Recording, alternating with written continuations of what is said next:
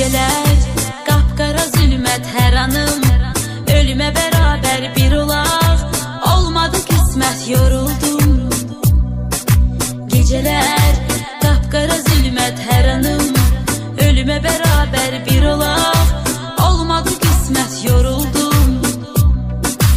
Değişip baxışın, gülüşün, üzünün rengi də değişip geriyə, yoxdu mu dönüşün, yoruldum.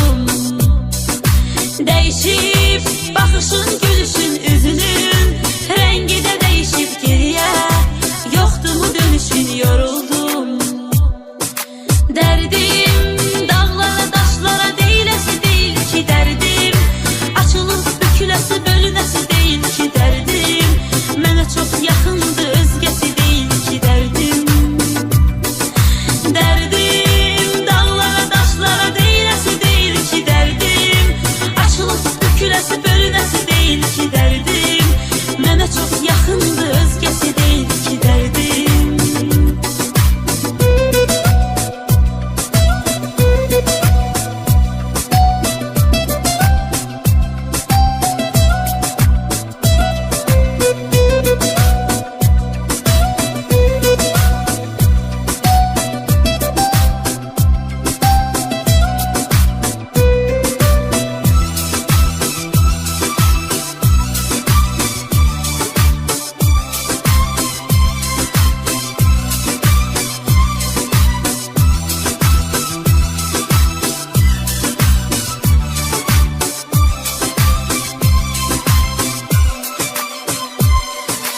Mahnılar sənə görə yazılır, nəğmələr sənə görə oxunur, ölürəm, məzarım qazılır, yoruldum.